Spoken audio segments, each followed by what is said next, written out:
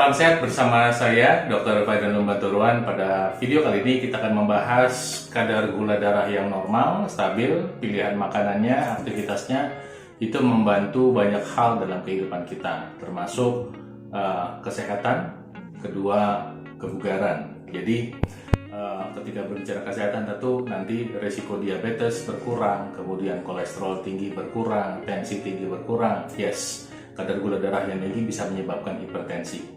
Kadar gula darah yang tinggi kronis artinya lama bisa menyebabkan hipertensi. Dan kemudian kadar gula darah yang stabil, normal, itu bisa membantu stamina yang bagus, termasuk stamina seks, stamina bekerja, stamina berolahraga. Gimana kata kuncinya? Kita bahas pada video kali ini. Tapi sebelumnya izinkan saya mengucapkan salam untuk Anda. Assalamualaikum, Namo Buddhaya, Swastiastu, Shalom Haleluya, Webesem Yesua Hamasya, salam kebajikan rahayu. Baik. Kebutuhan untuk kadar gula darah yang normal, stabil itu bukan hanya semata-mata orang yang sudah kena diabetes, tapi kita semua yang pingin badan sehat dan bugar itu membutuhkan pilihan makanan dan aktivitas agar gula darah stabil. Ya, kenapa? Karena gula darah yang tinggi akibat pilihan makanan, gula darah cepat naik, dia juga cepat turun. Artinya apa? Stamina cepat drop. Jika masih muda, mungkin usia di bawah 30 tahun, Anda makan makanan dan mengkonsumsi makanan dan minuman yang cepat meningkatkan gula darah, misalnya makan roti, kue, mie ayam, bubur ayam, minuman yang manis, hormon insulinnya masih berfungsi dengan baik, ya, cepat dimasukin. Tapi konsekuensi logisnya adalah stamina Anda nggak panjang ketika berolahraga. Pemain sepak bola, olahraga bela diri, olahraga apapun, ketika mengkonsumsi karbohidrat yang simple, sederhana, yang gula darahnya cepat naik cepat turun, staminanya cepat habis, ya.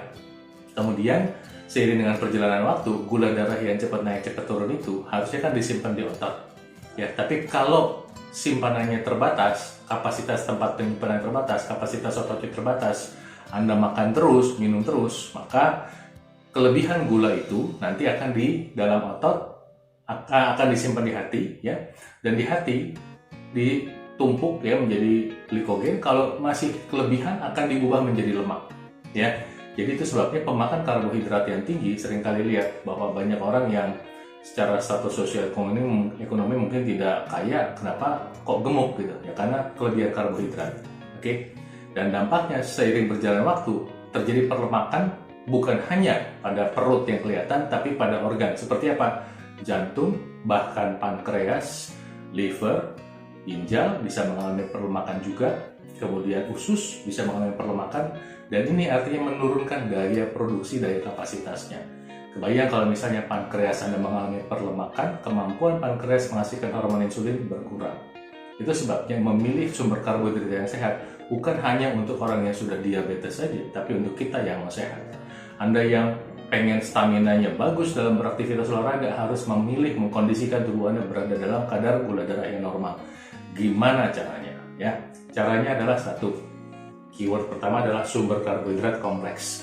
Kita membutuhkan sumber karbohidrat kompleks seperti beras merah, kemudian kalau mau nasi putih yang tidak terlalu bersih, ya, seratnya, ya. Zaman dulu tuh seratnya nggak terlalu bersih, masih ada seratnya kita makan. Sekarang sudah sangat bulat, seratnya sangat berkurang. Kemudian kacang hijau, kemudian ubi, singkong, kemudian jagung adalah beberapa contoh karbohidrat yang kalau kita jadikan makanan pokok membantu membuat gula darah kita stabil.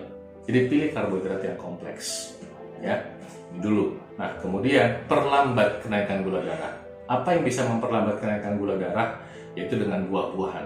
Kenapa dengan buah-buahan? Karena ketika dia memperlambat kenaikan gula darah, bukan berarti dia membuat makanan lama di perut. Enggak, beda. Kalau Anda memakan makanan yang kaya akan karbohidrat dan lemak, apalagi lemaknya tidak jenuh, makanan itu juga lama di perut.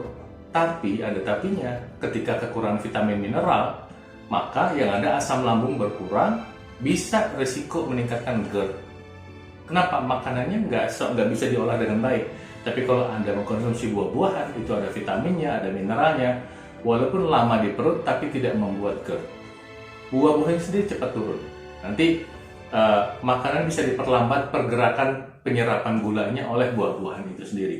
Nah, memang ada buah-buahan yang lebih khusus lagi untuk membantu memperlambat penyerapan gula darah.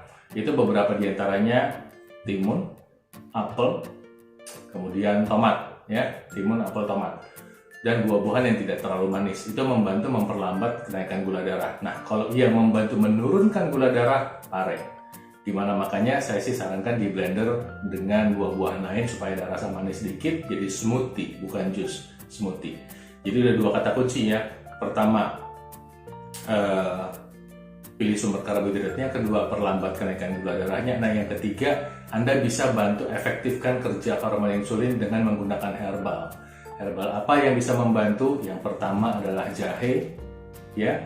Kedua adalah kayu manis, ya. Yang ketiga sih bukan herbal ya, tapi boleh kita anggap sebagai salah satu bentuk minuman, kopi. Jadi jahe, kayu manis, kopi ini adalah yang membantu memperlambat kenaikan gula darah, mengefektifkan kerja hormon insulin.